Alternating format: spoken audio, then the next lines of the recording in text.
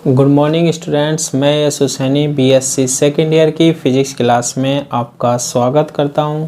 आज की क्लास में हम डिस्कस करने वाले हैं आरसी कला विस्थापक दोलित्र के बारे में। ठीक है, किसके बारे में? आरसी कला विस्थापक दोलित्र, यानी कि RC phase shift oscillator. RC phase shift oscillator के बारे में। ठीक है, तो ऑसिलेटर जो होता है, दोलित्र जो होता है, उसका काम मैंने आपको पहले भी बताया है कि इसमें हम कुछ निवेशी नहीं देते हैं, फिर भी हमें क्या मिलता है? निर्गत मिलता है, आउटपुट मिलता है। ऐसा जो परिपथ होता है, सर्किट जो होता है ना, वो क्या कहलाता है? आरसी कला विस्थापक दोलित्र कहलाता है। तो सबसे पहले कोई भी दोलित्र होता है, उसका क्या होता है? एक सर्किट होता है, परिपथ होता है, उसके बारे में हम डिस्कस कर लेते हैं। ठीक है, तो सबसे पहले हम इसका सर्किट देखते हैं। इसमें हमारे पास एक ट्रांजिस्टर होता है, और ये जो ट्रांजिस्टर होता है ना, वो उभयनिष्ठ उत्सर्जक का ही होता है, कॉमन एमीटर का ही होता है, जिसमें हमारे पास 3 टर्मिनल होते हैं। जो नीचे होता है वो हम E बोलते हैं, यहाँ C बोलते हैं, और ये कौन सा होता है? B होता है। क्लियर है? अब अच्छा लगे इसलिए हम इसमें ऐसे सर्किल बना देते हैं।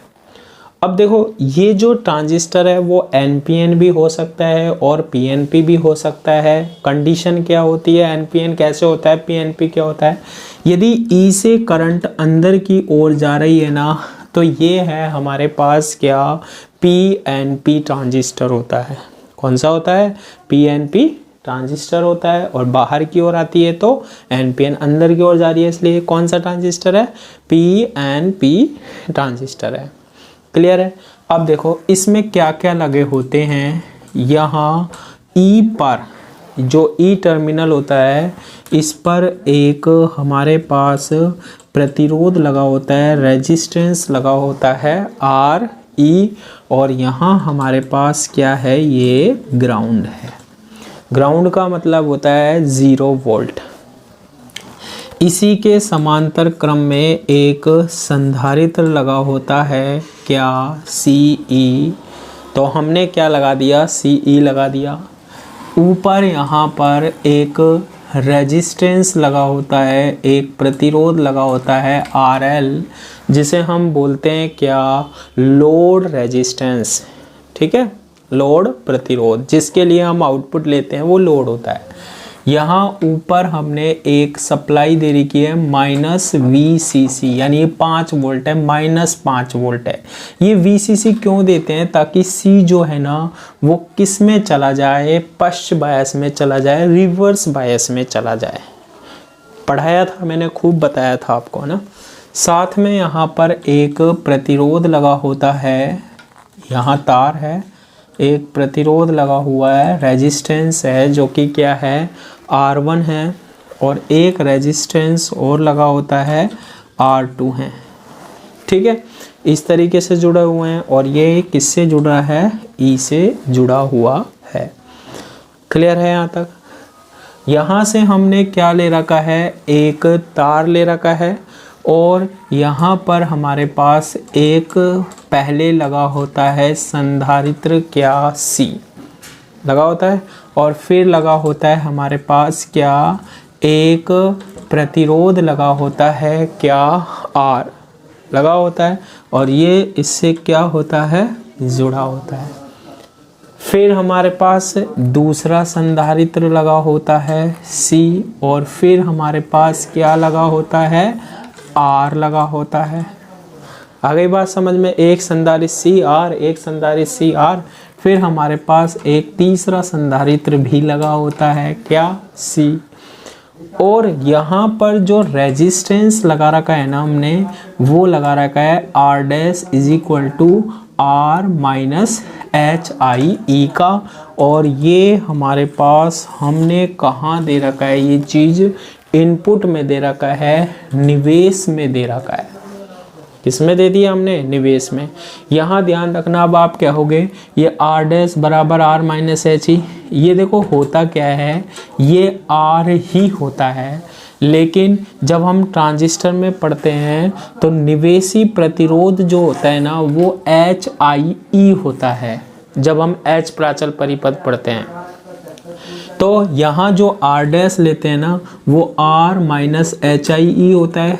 अगर निवेशी में भी HI प्रतिरोध हो तो इसमें HIE जुड़ जाएगा, HI से HI कट जाएगा, इसकी वैल्यू भी कितनी रहेगी, R रहेगी।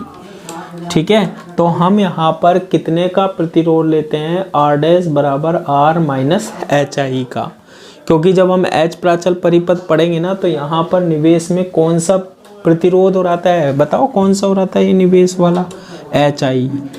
तो R डैश की वैल्यू R माइनस HI रखते हैं और निवेश में HI मिलेगा, तो HI से HI कट जाएगा, इसकी वैल्यू भी क्या रहेगी, R ही रहेगी।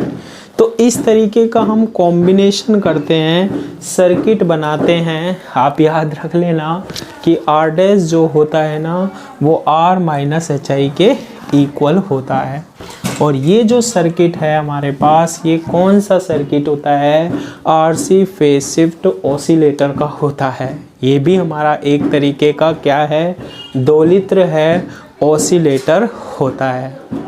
ठीक है, अब देखो इसका काम क्या होता है, जब भी कोई भी दोलित्र होगा ना उसमें धनात्मक पुनर्निवेश की बात करते हैं, वही हमारे पास कंडीशन होती है किसकी, दोलित्र की। बार्कहाउज़ेन कसौटी की क्या होती है, कंडीशन होती है। तो देखो इसमें क्या होता है कि ये जो ट्रांजिस्टर होता है ना, पहले तो ये पता होना चाहिए R1, R2, RE और ये VCC क्या लगा, किस लिए लगे होते हैं, बाइसिंग के लिए लगे होते हैं, ताकि ट्रांजिस्टर को जिस क्षेत्र में हमें कार्य करवाना है, जिस पॉइंट पर कार्य कराना है, क्यू पॉइंट का निर्धारण करना है, वो हम कर सकें। क्यू पॉइंट क्या होता है, जिस पॉइंट पर हमें ट्रांजिस्टर को क्या कराना होता है, ऑपरेट कराना होता है, काम में लेना होता है, धारा और वोल्टा का मान क्या रख सके, हम नियत रखें, इसलिए हम क्यू पॉइंट देखते थे। क्लियर है ये वाली बात। तो R1, R2, RE और ये VCC किसका निर्धारण करते हैं, क्यू पॉइंट का निर्धारण करते हैं। क्लियर है ये वाली बात। अब देखो ये जो ट्रांजिस्टर होता है, मान लो यहाँ से, अब वैसे तो कोई निवेश नहीं होता, यहीं से जो आएगा वो इसमें जाएगा। इसमें ये जो ट्रांजिस्टर होता है ये 180 डिग्री का कलांतर उत्पन्न करता है, यानी कि कोई हमारे पास निवेश संकेत है तो ये जो CE सर्किट होता है ना ये क्या कर देता है, 180 डिग्री का कलांतर उत्पन्न कर देता है। यहाँ जो निर्गत मिलेगा ना उसमें कितने का कलांतर मिलता है, हमें 180 का। ऐसा संकेत दिया हमने, ऐसा संकेत दिया और ये निर्गत संकेत कुछ इस तरीके का मिल रहा है हमारे पास। ये तो कौन सा है हमारे पास, निवेशी है और ये निर्गत। अब इस निर्गत का इसी में ही पुनर्निवेश कराते हैं, तो ये जो सर्किट होता है ना ये भी कितने का कलांतर उत्पन्न कर देता है, 180 का। और ये वापस इसको कैसे चेंज कर देगा, ये जब पुनर्निवेश का मतलब यहाँ से जो निर्गत आएगा वापस निवेशी में, इसमें फिर 180 का, 180 ये नीचे है तो अब दोबारा ऊपर आ जाएगा। तो ये पॉजिटिव, ये पॉजिटिव, तो निवेशी संकेत और ये दोनों जब जुड़ते हैं तो ऐसा संकेत बन जाता है। पढ़ाया था नहीं पढ़ाया था, धनात्मक पुनर्निवेश की कंडीशन हो जाती है। ठीक है, तो ये किसकी तरह काम करता है, ये सर्किट दोलित्र की तरह काम करता है, ऑसिलेटर की तरह काम करता है। तो देखो इसमें लिख लेते हैं, इस दोलित्र में प्रवर्धक, निर्गत व निवेशी संकेत के मध्य 180 डिग्री का कलांतर उत्पन्न कर देता है। कितने डिग्री का कलांतर उत्पन्न कर देता है, 180 डिग्री का।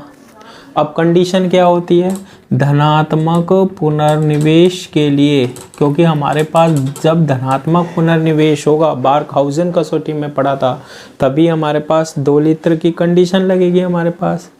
धनात्मक पुनर्निवेश के लिए निर्गत से कुछ अंश लेकर यहाँ से ये निवेश जा रहा है, ये ट्रांजिस्टर है, दोबारा सुन लो, ये निवेश जा रहा है, ये ट्रांजिस्टर है, कितने का उत्पन्न कर दिया, 180 डिग्री का कलांतर, ये तरंग यहाँ मिली। अब यहाँ से हम वापस से ये पुनर्निवेश करा रहे हैं, आउटपुट का भाग किस में दे रहे हैं, निवेश में। तो ये जो निर्गत हम देंगे यहाँ पर कितने का कलांतर दोबारा उत्पन्न करवाएंगे इस सर्किट के द्वारा, 180 से, ताकि जो पहले निवेश सिग्नल था और जो अब हमने भेजा है वो दोनों समान कला में हो। समान कला में होते हैं तो संकेत क्या हो जाएगा, जुड़ जाएगा यहाँ पर, ठीक है। और जुड़ गया तो ये कौन सी कंडीशन होती है, धनात्मक पुनर्निवेश की। संकेत का मान क्या हो जाएगा, बढ़ जाएगा, ठीक है। कुछ अंश लेकर 180 डिग्री का कलांतर लेकर 180 डिग्री का कलांतर लेकर क्या किया जाता है, पुनर्निवेश किया जाता है। 180 डिग्री का कलांतर लेकर क्या किया जाता है, पुनर्निवेश किया जाता है, ठीक है। अब ये जो 180 डिग्री का कलांतर जो निर्गत से निवेशी में हम दे रहे हैं ना, वो इन सर्किट के द्वारा होता है, ये CR और CR के द्वारा होता है, ठीक है। यह कला परिवर्तन 3 RC परिपथ करते हैं। कितने करते हैं हमारे पास, 3 RC परिवर्तन, RC और RC कर रहे हैं हमारे पास। एक R और C 60 डिग्री का कला परिवर्तन कर रहा है, तो तीनों 60 180 डिग्री का कर देते हैं, ठीक है। जिसमें प्रत्येक RC परिपथ कितने का, 60 डिग्री का कला परिवर्तन करता है। कितने का करता है, 60 डिग्री का कला परिवर्तन करता है। तो टोटल कितने का कर देगा, 180 डिग्री का कर देता है, ठीक है। अंतिम प्रतिरोध का मान जो रखते हैं हम, अंतिम प्रतिरोध का जो मान होता है ना, वो R' बराबर R माइनस HIE होता है, ठीक है। कितना होता है, R' is equal to R minus HIE होता है। इसके बाद ये जो हमारे पास R1, R2 और RE होते हैं, ये किस लिए काम में लेते हैं हम, प्रचालन बिंदु का निर्धारण करने के लिए। R1, R2, R3, RE, minus VCC किस लिए काम में होते हैं, प्रचालन बिंदु का निर्धारण करने के लिए, Q पॉइंट का निर्धारण करने के लिए। प्रचालन बिंदु का क्या करते हैं, निर्धारण करते हैं, प्रचालन बिंदु का निर्धारण करते हैं, ठीक है। तो ये चीज़ें किसकी निर्धारण करते हैं, प्रचालन बिंदु का निर्धारण करते हैं। तो ये सारी चीज़ें आपको ध्यान रखनी है। और ये क्या है, हमारे पास RC फेज शिफ्ट ऑसिलेटर होता है, RC कला विस्थापक दोलित्र होता है। इसमें एक चीज़ आप ध्यान से देखना सुनना, जब भी कोई दोलित्र पढ़ते हैं ना, मैंने कई में बता दिया, पॉजिटिव फीडबैक यानी धनात्मक पुनर्निवेश की बात करते हैं। इनमें से एक क्वेश्चन जरूर आता है, धनात्मक पुनर्निवेश। धनात्मक पुनर्निवेश का मतलब क्या होता है कि निर्गत का भाग निवेशी में देना, ठीक है। फिर सुन लेना, निर्गत का भाग निवेशी में देना। अगर ध्यान से नहीं पढ़ा है तो देख लेना, ये ट्रांजिस्टर दिखाई दे रहा है या नहीं दे रहा, दे रहा है। इसमें कुछ हम निवेश देंगे या नहीं देंगे, देंगे। तो ये मान लो कोई वोल्टता हमने निवेश दी, ठीक है। अब ये ट्रांजिस्टर क्या करेगा, ये ट्रांजिस्टर लगा होता है, ये इस संकेत को निर्गत में तो देगा, लेकिन उसमें 180 डिग्री का कलांतर उत्पन्न कर देगा। ये प्रवर्धक होता है ट्रांजिस्टर, यानी इसके आयाम को बढ़ा देता है। अब क्या होगा, कि यहाँ ये निर्गत पर मिल गया, इसको 3 RC से गुजारा जाता है, यानी कि कहने का मतलब ये है इस परिपथ से गुजारेंगे। ये परिपथ से ये जो हमारे पास बोलता आ रही है ये क्या हो गई, निवेश में गई, जिसे हम बोलते हैं आउटपुट का कुछ भाग इनपुट में देना, पुनर्निवेश। ये जब हमारे पास निवेश में जा रहा है तो कितने परिपथ से गुजरा है, इस परिपथ से, और ये परिपथ जो होगा निवेश में भेज रहा है उससे पहले ये वापस 180 डिग्री का कलांतर उत्पन्न कर देगा। 180 डिग्री का इसमें कलांतर उत्पन्न होगा तो ये हमारे पास ये वापस इस तरीके का आ जाएगा। अब ये जब हमारे पास यहाँ पर ये ऐसे आ रहा है, ये दोबारा निवेश में गया और निवेश संकेत हमारे पास ऐसा होता है, दोनों क्या हो गए समान कला में, तो ये कौन सा पुनर्निवेश होता है, धनात्मक पुनर्निवेश होता है। ठीक है, तो इस तरीके से हम क्या समझाते हैं, दोलित्रों को समझाते हैं। क्लियर है यहाँ तक। अब देखो इसके बाद हमें इसका क्या करना है, विश्लेषण करना है। ये तो थ्योरी तो कोई पूछता है नहीं, बता या तो याद रखनी होती है इसे, ना। ये सर्किट डायग्राम आपको ध्यान रखना होगा। अब हम इसका क्या करेंगे, विश्लेषण करेंगे, है ना, एनालिसिस करेंगे। इसके लिए भी हम आवृत्ति का फॉर्मूला निकालेंगे। तो देखो इसको सबसे पहले हम इसका सर्किट बनाते हैं विश्लेषण करने के लिए, और वो सर्किट जो होता है ना वो क्या होता है, H प्राचल सर्किट होता है, H प्राचल परिपथ होता है। तो आप CE के लिए जानते हो H प्राचल परिपथ में क्या होता है, HIE होता है, और एक स्रोत होता है क्या, HFE × IB होता है। ये हो गया हमारे पास। ठीक है, यहाँ धारा होती थी IB और यहाँ होती थी IC। इस तरीके का सर्किट होता है H प्राचल परिपथ। अब देखो आपको करना क्या है, इसको H प्राचल में बदलना है। HIE होता है या नहीं होता, हमारे पास होता है। तो देखो ये मैंने दर्शा दिया क्या, HIE और ये IB। अरे ये कहाँ से आया, ये तो हमने पहले पढ़ चुके हैं। ये ट्रांजिस्टर को ऐसे व्यक्त कर सकते हैं, हम कर सकते हैं, नहीं कर सकते, कर सकते हैं। फिर होता है यहाँ पर देखो HFE × IB। यहाँ पर हमारे पास होता है HFE × क्या, IB। IB क्या होती है, निवेशी धारा। IC क्या होती थी, निर्गत धारा। ये E टर्मिनल, ये B और ये C, ये ध्यान रखने ना, ये H प्राचल परिपथ होता है किसका, कॉमन एमीटर का, उभयनिष्ठ उत्सर्जक का। बहुत बार कर चुके हैं हम, ये तो हम किया है नहीं किया। तो HI तो मैंने ऐसा कैसा दर्शा दिया, यहाँ स्रोत HFE × IB। अब देखो यहाँ लोड है तो लोड को भी दर्शाओ यहाँ पर। यहाँ क्या और आएगा हमारे पास, लोड आएगा क्या, RL आ गया।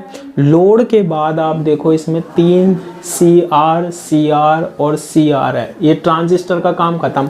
R1 नहीं दर्शाते हैं, R2 नहीं दर्शाते हैं, RE नहीं दर्शाते हैं, CE नहीं आते। ये तो बाइसिंग के लिए लगाते हैं, इनका H प्राचल में कोई इंपॉर्टेंस नहीं होता है। तो ट्रांजिस्टर जो होता है उसको बस केवल इस तरीके से रिप्लेस करते हैं। कर दिया। अब बाकी की सारी चीज़ें लगा दो। देखो यहाँ हमारे पास क्या था, C था, C लगा दिया।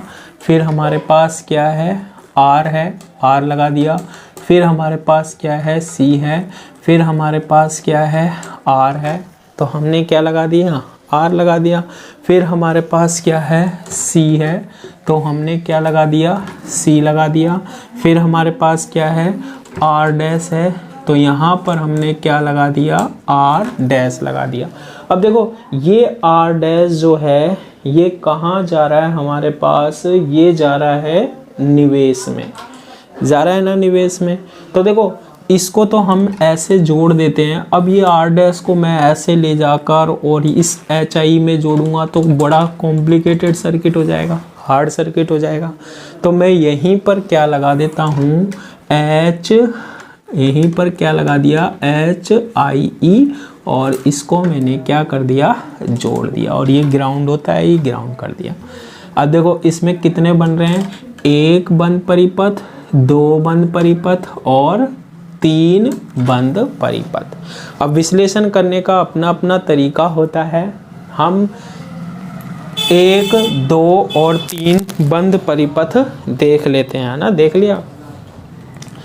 तो अब देखो इसको हम कैसे करेंगे, है ना। ये हो गया इसका एच प्राचल परिपथ, इसको नंबर 1 दे दिया, इसको नंबर 2 और इसको नंबर 3 दे दिया। फिर सुन लो, ये ट्रांजिस्टर को ऐसे व्यक्त करते हैं, एच आई यहाँ लगा दिया, एच एफ इंटू आई भी होता है, आर एल है, आर एल लगा दिया, सी और आर है, सी और आर, दूसरा सी और आर, फिर सी और आर डैश। अब ये निवेश में जा रहा है, निवेश का प्रतिरोध क्या होता है, एच आई, ये एच आई। तो देखो ये यहाँ से मैं ऐसे जोड़ूंगा, ज़्यादा टफ हो जाएगा, यहीं मैं क्या लगा देता हूँ, एच आई, क्योंकि एच आई का एक सिरा यहाँ भी तो जुड़ा हुआ है, यहाँ लगा दिया मैंने। तो ये इसका हो गया एच प्राचल परिपथ। अब इस सर्किट में मैं तीनों में करंट मान लेता हूँ, इसमें करंट ऐसे फ्लो हो रही है, इसमें करंट ऐसे फ्लो हो रही है और इसमें करंट ऐसे फ्लो हो रही है। सपोज कीजिए इसमें I1 करंट, इसमें I2 करंट और इसमें I3 करंट फ्लो हो रही है। बस अब हम जो करने वाले हैं ना, इनकी वैल्यू को फाइंड आउट करने वाले हैं, वो नेक्स्ट क्लास में करेंगे। आज की क्लास के लिए इतना ही। Thank you.